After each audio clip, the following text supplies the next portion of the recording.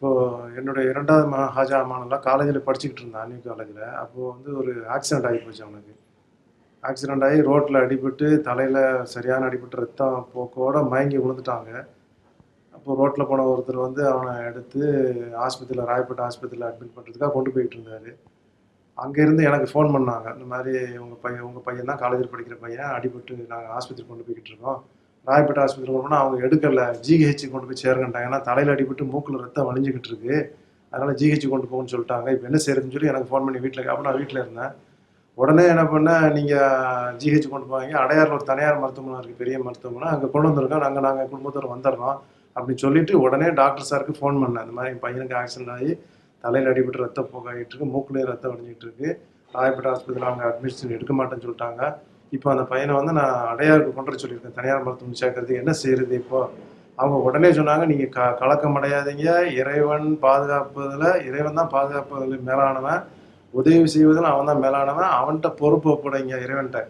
இப்போ நம்மளும் இறைவன்கிட்ட பொறுப்பு ஒப்படைச்சிட்டு, அதனால் உங்கள் பையனை பற்றி கவலைப்படாதீங்க, நல்லாயிரும், ஆஸ்பத்திரி கொண்டு போய் சேருங்க. அவங்க ஆஸ்பத்திரியில் வந்து இன்டென்சிவ் கேர் யூனிட்டில் சேர்ப்பாங்க, எல்லா விதமான டெஸ்ட்டும் எடுப்பாங்க, எடுக்க விடுங்க. நீங்கள் அதுக்கு இறைவனுடைய உதவினால உங்கள் பையனுக்கு எந்த இது ஆயிருக்காது, இறைவன்கிட்ட பொறுப்பு ஒப்படைங்க, இறைவன்கிட்ட இப்போ பிரார்த்தனை நான் வச்சுருக்கேன் அப்படின்னு சொல்லி சொன்னாங்க. சொல்லிட்டு ஃபோனில் தான் சொன்னேன். அவங்கள்ட்ட ஃபோன் பண்ணி சொன்ன உடனே அவங்க இந்த விஷயத்தை சொன்ன உடனே எனக்கு மனசு ஒரு நிம்மதியாச்சு. சரி, அவங்க இறைவன்கிட்ட பொறுப்பு ஒப்படைக்க சொல்லிட்டாங்க, நம்மளும் இறைவன்கிட்ட பொறுப்பு ஒப்படைச்சிட்டேன்னு சொல்லி நான் அப்புறம் ஆஸ்பத்திரிக்கு போனேன். ஆஸ்பத்திரிக்கு போகும்போது என் பையனை உடனே அந்த கூட்டிகிட்டு வந்த ஆள் ஆஸ்பத்திரியில் அடையாறில் அந்த தனியார் மருத்துவமனையில் அப்போ அவன் நடந்து போய்கிட்டு இருந்தான். அதை நடத்தி கைத்தாங்கால கூப்பிட்டு போனாங்க, சட்டையெல்லாம் ரத்தமாக இருந்துச்சு. உடனே எமர்ஜென்சி இதில் கொண்டு போய் அவன் டெஸ்ட் பண்ணி இன்டென்சிவ் கேர் யூனிட்டில் வச்சு எல்லா டெஸ்ட்டும் எடுத்தாங்க.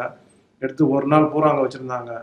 அன்னைக்கு நைட்டு 2 மணிக்கு டாக்டர் சார் எனக்கு ஃபோன் பண்ணி உங்கள் பையன் நிலைமை எப்படி இருக்குன்னு கேட்டாங்க. அப்போ நான் வந்து இப்போ நல்லா நார்மலாக இருக்கிறான், எல்லா டெஸ்ட்டும் எடுத்துட்டாங்க, ஸ்கேன் முதற்கொண்டு பிரெயின் ஸ்கேன் முதற்கொண்டு எல்லாம் எடுத்துட்டாங்க, இப்போ நார்மலாக இருக்குன்னு அவங்க சொல்லிட்டாங்க ஆஸ்பத்திரியில். அப்போ நீங்கள் அங்கே வைக்க வேண்டாம், உடனே டிஸ்சார்ஜ் பண்ணி வீட்டுக்கு கூப்பிட்டு வந்துடுங்க அப்படின்னாங்க. மறுநாள் காலையில் போய் நான் ஆஸ்பத்திரி தலைமையில் மருத்துவரை போய் சொல்லி இந்த மாதிரி டிஸ்சார்ஜ் பண்ணுங்க பையனை, நான் வீட்டுக்கு கூப்பிட்டு போயிடுறேன், நார்மலாக தானே இருக்கேன் அப்படின்னா. இல்லைங்க, ஆக்சிடென்ட் ஆகி இன்னும் 12 மணி நேரம் கூட ஆகல, உங்களுக்கு என்ன பைத்தியம் பிடிச்சிருக்கும், உங்கள் பையனுடைய இது பற்றி உங்களுக்கு கவலை இல்லையா, அவனுக்கு இன்னும் ஆஸ்பத்திரியில் வச்சுருந்து இன்னும் ஐசியூவில் வச்சு கவனிக்கணும், அவனை வேறு ஏதாவது சிம்டம்ஸ் வருதான்னு பார்க்கணும் அப்படின்னாங்க. நான் உறுதியாக சொல்கிறேன், இல்லை நீங்கள் அவனை டிஸ்சார்ஜ் பண்ணுங்க, வீட்டுக்கு அனுப்பிச்சிருங்க அப்படின்னு. அவங்க வந்து இல்லை பையனுக்கு மூக்கில் உடஞ்சிருக்கு, ஆப்ரேஷன் பண்ணணும், 7 நாள் ஆஸ்பத்திரியில் தங்கணும் அப்படின்னாங்க. நான் எதுவுமே பழையபடி என் டாக்டருக்கு ஃபோன் பண்ணி சொன்னேன், இந்த மாதிரி மூக்கில் உடஞ்சிருக்குன்றாங்களே, ஆப்ரேஷன் பண்ணணும்னு சொல்கிறாங்க. அவங்க என்ன செய்யறதுன்னு டாக்டர்கிட்ட ஃபோனில் தான் கேட்டேன். அப்பவும் சொன்னாங்க, நீங்கள் எதுக்கும் பயப்பட வேண்டாம், இறைவன்கிட்ட பொறுப்பு பிடிச்சினா இறைவன் மூலியமாக இறைவன் வந்து உங்களுக்கு பெரிய அத்தாட்சி காமிச்சிருக்கான். தலையில் காயம்பட்டு மூக்கில் ரத்தம் வழிஞ்ச வரைக்கும் ஆக்சிடென்ட் ஆகிருக்கு, இப்போ உங்கள் பையன் நார்மலாக இருக்கான்னு சொல்லி டாக்டருங்க சொல்லிட்டாங்க, ரிப்போர்ட் சொல்லுது. நீங்கள் தைரியமாக நீங்கள் வீட்டுக்கு கூப்பிட்டு வந்துடுங்க, டிஸ்சார்ஜ் பண்ணி கூப்பிட்டு வந்துருன்னு சொல்லிட்டாங்க. நாங்களும் வீட்டுக்கு உடனே டாக்டர்கிட்ட வழக்காட்டமாக சொல்லி கூப்பிட்டு வந்துட்டேன். இப்போ என் பையனும் இங்கே வந்திருக்கான், நீங்கள் அவனும் இப்போ பேசுவான் இதை பற்றி எப்படி ஆச்சு அப்படின்னு. உங்களுக்கு ஆக்சிடென்ட் நேர்ந்தது எப்போ, என்ன ஆச்சு? ஃப்ரெண்டு கூட போயிருந்த பைக் பேக்கில் உட்காந்து குறுக்கில் ஒருத்தர் போந்துட்டாரு. அப்போ அதில் கீழே விழுந்ததுலாம் தலையில் அடிபட்டு மூக்குலேயும் அடிபட்ட போது தெரியுமா? இல்லை, அப்போ எனக்கு எப்போ தெரியும் அது அடிபட்டு? ஹாஸ்பிட்டலில் சேர்த்து ஒரு 1/2 hour கழிச்சு தான் எனக்கு. எந்த ஹாஸ்பிட்டலில் சேர்த்து? இல்லை, மலர் ஹாஸ்பிட்டல். இல்லை, அதுக்கு முன்னாடி வேறு எங்கே ஹாஸ்பிட்டல் போனாங்களா? போனால் ஆனால் எனக்கு எதுவுமே ஞாபகம் இல்லை. எவ்வளோ நேரம் இருக்கும் இங்கேருந்து நீங்கள் ஒரு ஹாஸ்பிட்டலுக்கு அப்புறம் மறு ஹாஸ்பிட்டல் கொண்டு போயிட்டு அதுக்கப்புறமா திரும்ப 1 hour கழிச்சு தான் என்னன்னு சொல்லி தெரியும்? ஹாஸ்பிட்டல் அட்மிட் பண்ணும்போது கூட தெரியாது?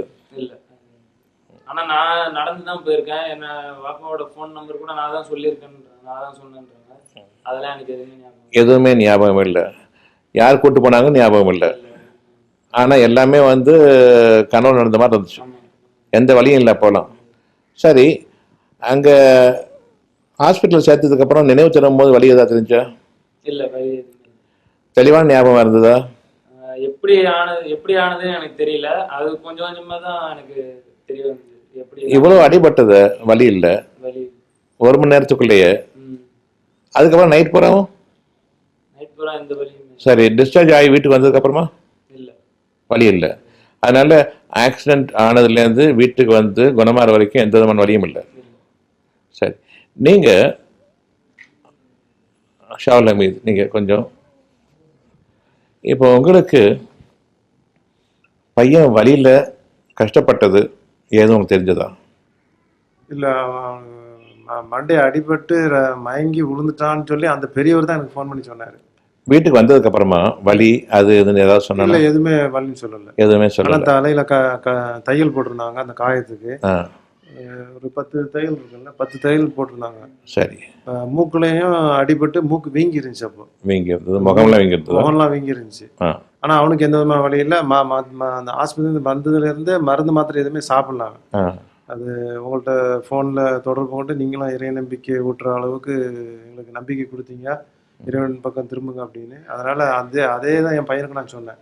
இறைவன் பக்கம் திரும்பி இறைவன் மேலே நம்பிக்கை வச்சு இறைவன் மேலே பொறுப்பு ஒப்படைச்சிட்டு டாக்டர் சாரும் சொல்லிட்டாங்க, உனக்காக ட்ரீட்மெண்ட் எடுத்திருக்காங்க. அவங்க இறை நம்பிக்கை ஊற்றக்கூடிய அந்த அவங்களோட வார்த்தைகளை அடிப்படையாக வச்சு தான் நாங்கள் ஆஸ்பத்திரியில் தைரியமாக வெளியே வந்தோம். அந்த மூக்கு வீங்கிருந்துச்சு. ஒரு 4 நாள் அந்த மூக்கு வீங்கிருந்துச்சு அவனுக்கு. அப்புறம் அந்த வீக்கெண்ட் சரியாக போச்சு. அவங்க என்ன சொன்னாங்க ஹாஸ்பிட்டல் நீங்கள் வந்து டிஸ்சார்ஜ் ஆகி கூப்பிட்டு போகும்பொழுது? உனக்குன்னா பைத்தியமாக பிடிச்சிருக்கு, உங்கள் பையனுக்கு நேற்று தான் ஆக்சிடென்ட் ஆகிருக்கு, இன்னும் 24 மணி நேரம் கடக்கல. எத்தனை நாள் இருக்கணும்னு சொன்னாங்க? 1 வாரம் இருக்கணும். நாங்கள் 1 வாரம் இருக்கணும்னு சொன்னாங்க. இதுக்கடையில் வந்து மூக்கில் அடிபட்டதன் காரணமாக வேற என்னென்ன பிரச்சனைகள்லாம் வரும்னு சொன்னாங்களா? மூக்கு எலும்பு உடஞ்சிருச்சு. அது வந்து வளைஞ்சிரும். அந்த மூக்கு பார்க்கறதுக்கு அகோரமாக இருக்கும். அதனால நீங்கள் ஆப்ரேஷன் பண்ணி நம்ம எலும்பை சரி பண்ணணும். அகோரம் ஆயிரும்னு சொன்னாங்க. மூக்கு வளைஞ்சிரும், பார்க்கறதுக்கு சகிக்காது, முகம் அழகு இருக்காது. இன்னைக்கு ஆப்ரேஷன் ஏதாவது ஆக்சிடென்ட் ஆகி இப்போ எத்தனை மாதம் ஆச்சு? இப்போ 1 வருஷத்துக்கு மேலே ஆகுது. இப்போ இருக்கிற மூக்கு தான் எப்போதும் இருக்குமா அல்லது வேற மாதிரி இருக்குதா? இப்போ மூக்கு இப்போ அதே தான். நான் எப்படி இருக்குமோ வழக்கமாக இருக்குமோ அதுதான். எந்த கஷ்டம் இருக்குதா? அகோரம் ஆயிரும் சொன்னாங்க இல்லையா? இது சொன்னாங்க, இந்த வார்த்தை சொன்னாங்க, அகோரம் ஆயிரும், நம்ம ஆப்ரேஷன் பண்ணி ஆகணும், மூக்கு உடஞ்சி போச்சு. மூக்கு உடஞ்சி போச்சு. அது ஒரு கிளிப் மாட்டி 7 நாள் அங்கேயே இருக்கணும், ஆஸ்பத்திரியில் இருக்கணும். 7 நாள் அங்கே இருக்கணும். கிளிப் மாட்டி விட்டுருவோம் அப்படின்னாங்க மூக்கில். அதனால இந்த ஆக்சிடென்ட் ஆகி ஒரு வாரம் அங்கே இருக்கணும். அதுக்கப்புறம் ஆப்ரேஷன் பண்ணி 1 வாரம் இருக்கணும். அதனால 15 நாள் கணக்கு. அவங்க அப்படிதான் சொன்னாங்க. இப்போ டிஸ்சார்ஜ் பண்ணவே மாட்டேன்னாங்க. நான் தான் வலுக்கட்டாயமா வசதி இல்லை எனக்கு அப்படின்னு சொன்னதுக்கு அப்புறம் தான் அவங்க டிஸ்சார்ஜே பண்ணாங்க. அதனால விட்டாங்க. வசதியாக இருந்தால் விட்டுருக்க மாட்டாங்க. சரி, நாம பெரும்பாலும் ஆக்சிடென்ட் ஆயிட்டா என்ன பண்ணுவீங்க? இறை வழி மருத்துவம், இறைவனையே நம்பிக்கிட்டு இருந்தா போதுமா? ஆக்சிடென்ட் ஆயிடுச்சு, யார் உங்களை காப்பாற்றுவா? டாக்டர்கிட்ட போக மாட்டீங்களா? இது பெரும்பாலும் கேட்குற கேள்வி. இதில் என்ன நீங்கள் தெரியும்னு சொன்னால், எத்தனையோ சமயங்கள் நீங்கள் வெளியில் பார்த்துருப்பீங்க, ஆக்சிடென்ட் ஆகி கீழே விழுந்திருப்பாங்க. ஆக்சிடென்ட் ஆகி விழுந்துட்டு ரத்தமாக இருக்கும், சுற்றி நின்று வேடிக்கை பார்த்துட்டு இருப்பாங்க. அதுக்கப்புறமா கண்ணு முடிச்சு பார்ப்பாங்க. இவ்வளோ ரத்தம் போனதுக்கப்புறமா கண்ணு முடிக்கிறாங்களே, எப்படி? அது போகும்போதே அவன் வந்து நினைவு திரும்பிடும், வலியோட எடுத்துகிட்டு போவாங்க, கொஞ்சம் அரட்டுவாங்க, எல்லாம் செய்வாங்க. எப்போ இவ்வளவு ரத்தம் வெளியானதுக்கு அப்புறமா தானே திரும்புதோ, உணர்வுகள் திரும்பி வலி ஏற்படும் போது முடங்கிட்டு போகிறாங்களோ, அப்போவே அவங்க மிக பெரும் கொடிய ஒரு சூழ்நிலையிலேருந்து விடுவிக்கப்பட்டாச்சுன்னு அர்த்தமாகுது.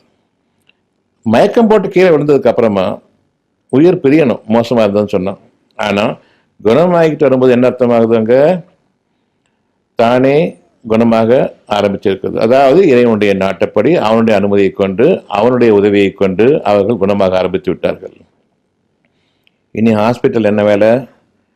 எப்போ மயக்கம் போட்டு விழுந்துட்டு சீரியஸானு சொன்னால் மயக்கம் போட்ட நிலையில் கோமாவில் போகணும், கோமாவில் போயிட்டு போய் சாகணும் இல்லையா? ஆனால் இங்கே என்ன சொன்னால், ஹாஸ்பிட்டல் போகும்பொழுதே அவங்களோட உணர்வுகள் திரும்புது. இது உங்களுக்கு போதுமான அத்தாட்சியாக இருக்கணும்.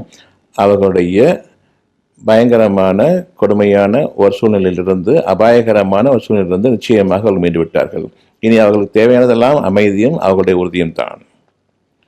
இறைவன் மீது நீங்கள் நம்பிக்கை கொள்கிறீர்களானால் இன்னும் பல உண்மைகள் அதிலிருந்து தெரிய வரும்.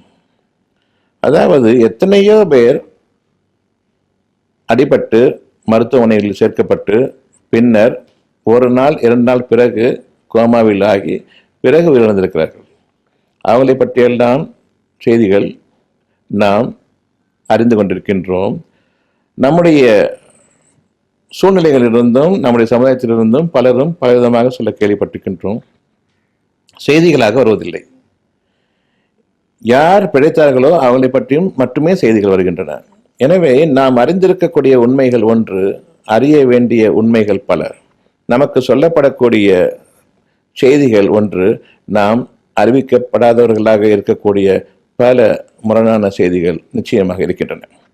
இப்பொழுது உங்களுடைய எதிரிலேயே இங்கு ஹாஜா என்ற அந்த 17 வயது பையன் அமைந்திருக்கின்றான். அவனுக்கு அடிப்பட்டதிலிருந்து குணம் பூரணமாக ஆகும் வரையில் வழியே கிடையாது. மருந்து மாத்திரைகளையும் அவர்கள் சாப்பிடவில்லை, அப்படித்தானே? வீட்டுக்கு வந்ததுக்கு அப்புறம் மருந்து மாத்திரை சாப்பிடல. அப்படி என்றால் இவ்வளவு பெரிய அடிக்கும் கொஞ்சம் கூட வலி இல்லாம, சேரும் போதும் வலி இல்லை, வீட்டுக்கு வந்ததுக்கு அப்புறம் வலி இல்லை, தையல் போட்டதுலயும் வலி இல்லை. ஆனா நீங்க மாத்திரைகள் மருந்து சாப்பிட்டீங்கன்னு சொன்னா கண்டிப்பாக வலிகள் எப்படி இருந்தாலும் ஒரு வாரம் 10 நாளைக்கு வலிகள் இருக்கும். நீங்கள் ப்ரூஃபன் சாப்பிட வேண்டியிருக்கும், ஆன்டி இன்ஃப்ளமேட்டரி சாப்பிட வேண்டியிருக்கும், ஆன்டிபயோட்டிக் சாப்பிட வேண்டியிருக்கும், அனால்ஜெசிக் சாப்பிட வேண்டியிருக்கும்.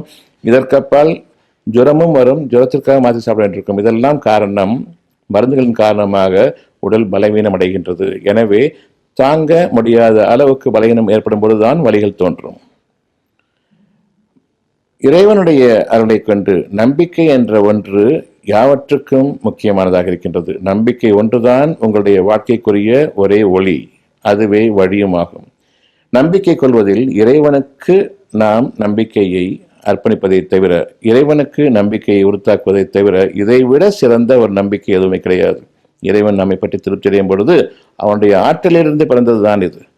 அடிபட்டு தூக்கி கொண்டு போகும்பொழுது நினைவிழந்தவனாக தன்னுடைய தகப்பனாருடைய விலாசத்தையும் ஃபோன் நம்பரையும் கொடுத்திருக்கின்றான். ஆனால் அவனுக்கு தெரியாது. யாரோ ஒருவர் வந்து அவனை கூட்டி சென்றிருக்கிறார். முதலாவதாக ஒரு அரசாங்க மருத்துவமனை, பிறகு பெரிய அரசாங்க மருத்துவமனை, பிறகு அங்கு போகும் வழியில் இவர்களுடைய மகன் அமானுல்லா, ஹாஜா அமானுல்லா தன்னிடமிருந்துள்ள பர்ஸை எடுத்து அதில் உள்ள ஃபோன் நம்பரை எடுத்து கொடுத்திருக்கின்றார். தெரியவே தெரியாது. இதெல்லாம் யாருடைய உதவி? இதற்குள்ளாக அவர் தகப்பனர் ஷாவுல் ஹமீத் எனக்கு ஃபோன் பண்ணி இந்த மாதிரி ஆயிடுச்சு. இங்கே நம்முடைய பிரார்த்தனை என்ன? என் இறைவனே இந்த சூழ்நிலையை எனக்கு லேசாக்கி தருவாயாக. வேற எதுவும் சொல்ல தோணல. என்ன கஷ்டம் தெரியாது, என்ன பிரச்சனையும் தெரியாது, என்ன கதியும் தெரியாது. என் இறைவனே, எனக்கும் சரி, யார் உன்னை நம்பியவர்களாக பிரார்த்தனையை மேற்கொள்வதற்கு உதவியாக இருக்கும்படி கூறுகிறார்களோ அவர்களுக்கும் சரி அமைதியை கொடுப்பாயாக. முதல் பிரார்த்தனை அமைதி. ஏனென்றால் கலவரம் என்பது கொலையை விடக்கூடியதாகும். இறைவனிடம் நாம் திரும்பும் பொழுது, அவனிடம் பிரார்த்திக்கும் பொழுது கவலையோ துன்பமோ அல்லது ஒரு பதட்டமோ அவசரமோ ஆத்திரமோ இதனை கொண்டு மூச்சு விறுவிறுக்க, மூச்சு இறைக்க, என் இறைவனை காப்பாற்றுன்னு கத்துறதில்ல, உங்களுடைய பிரார்த்தனை நிறைவேறாது. அமைதியை கொடு இறைவனே. ஆகவே கவலை நீங்குகிறது.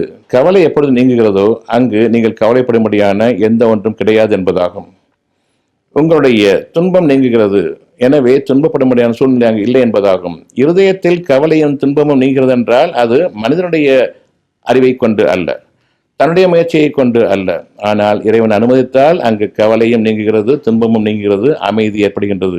இந்த அமைதி ஏற்படுகிறது என்றால் இறைவனிடமிருந்துள்ள ஒரு வாக்கு முன்னேறிவிட்டது. அமைதியை பெற்றுக்கொள்ளுங்கள், நிச்சயமாக நீங்கள் விரும்பியது அங்கு இருக்கிறது, எந்த துன்பமும் நேராது. இதனுடைய விளைவுகள் அங்கு ஒரு நாள் தங்கிய பிறகு டாக்டர்களுடைய அறிவுறுத்தலையும் மீறி அவர்கள் வெளியேறினார்கள். மூக்கு வளைந்துவிடும் என்று கூறினார்கள். அந்த மூக்கை பாருங்கள், அழகாக இருக்கிறது. சிதைந்து அகோரமாக ஆகிவிடும் என்றார்கள். ஒன்றும் இல்லை. ஒன்றுமில்லாத ஒரு மூக்கு உடைந்து விட்டது, அதை சரி செய்ய வேண்டும், ஆபரேஷன் செய்ய வேண்டும். ஆனால் இங்கு நீங்கள் பார்க்கிறீர்கள், அந்த மூக்குக்கு எந்த விதமான குறையும் இல்லை. அடிபட்ட எந்த வேதனையும் கிடையாது. எந்த ஒரு அடிபட்டாலும் சரி பின்னர் பின் விளைவுகள் மோசமாக இருக்கும். அதாவது தலைவலி அடிக்கடி வரும், சைனஸ் ஏற்படும், இன்னும் கை கால் வலிப்பு நோய்களும் கூட ஏற்படலாம். மூளையினுடைய சிந்திக்கும் திறனும் மங்கி போகலாம். இன்னும் பல நீங்கள் நினைத்து பார்க்க முடியாத வேதனைகள் வரலாம், குணமாகியும் விடலாம். இருந்தாலும் இதில் விசேஷமானது என்னவென்றால், தான் சுயநினைவோடு இருக்கும் பொழுதும் வலி இல்லை, இறைவன் அந்த வலியை போக்கினான். ஆஸ்பத்திரியில் சேரும் பொழுதும் வலி இல்லை, இறைவன் அவர்களுடைய துன்பத்தை நீக்கினான், கஷ்டத்தை நீக்கினான். ஆஸ்பத்திரிக்குள் நடந்து செல்லும் பொழுதும் நடந்தே சென்றிருக்கின்றார். அப்பொழுதும் தான் என்ன செய்யப்படுகின்றோம், எங்கு அடிச்சிருப்போம் தெரியாது, இருந்தாலும் வழி இல்லை. மறுநாள் டிஸ்சார்ஜ் ஆகி வீட்டுக்கு செல்லும் பொழுதும் வழி இல்லை, தையல் போட்ட இடத்திலும் வழி இல்லை, குணமாயின பிறகும் வழி இல்லை. இது எப்படி சாத்தியம்? எனவே இறைவனை நம்பிக்கை கொண்டவர்களுக்கு இது சாத்தியம். யார் நம்பிக்கை கொள்ளவில்லையோ அவர்களுடைய துன்பமே அவர்களுக்குரிய போதுமான கூலியாக இருக்கும். இதை டாக்டர்களிடம் கேட்டால் என்ன பதில்? எப்படி வழியில்லை என்று மாத்திரை சாப்பிடவில்லை, வைத்தியத்தையும் முழுமையாக மேற்கொள்ளவில்லை, சுயநினைவு திரும்பிவிட்டது, இனி வீட்டுக்கு போகலாம், இனி உங்களிடம் வேலை இல்லை. ஆகவே சுயநினைவு திரும்பிய பிறகு டாக்டர்களுக்கு அங்கு வேலை இல்லை. சுயநினைவு திரும்பும் வரையில் தான், சுயநினைவு தானாகவே திரும்பிவிட்ட பிறகு அதன் பிறகும் அங்கு டாக்டர்களுக்கு வேலை இல்லை, மருந்துகளுக்கு வேலை இல்லை. எனவே நீங்கள் பொது அறிவை கொண்டும் சுய சிந்தனையை கொண்டும் நீங்கள் அறிவீர்களானால் பெரும்பாலான சமயங்களில் இவ்விதமாக விபத்துக்கள் நேரும்போது கூட இறைவன் ஒருவனுடைய உதவி போதும் என்பதை நிரூபிப்பதற்காக உங்களுக்கு அத்தாட்சியாக இறைவனை நம்பும் பொழுது அதற்கு இணையான ஒரு பாதுகாப்போ உதவியோ இல்லை என்று நீங்கள் நம்ப வேண்டும் என்பதற்காகவே இங்கு ஷாவுல் ஹமீத் அவர்கள் தன் குடும்பத்தாருடன் மனைவியுடனும் ஹாஜா அமானுல்லா என்ற தன்னுடைய மகனிடம் இங்கு வந்து இறை அத்தாட்சியை உங்களோடு பகிர்ந்து கொண்டிருக்கின்றார். எனவே நம்பிக்கையாளர்களாக நீங்கள் ஆகுங்கள்.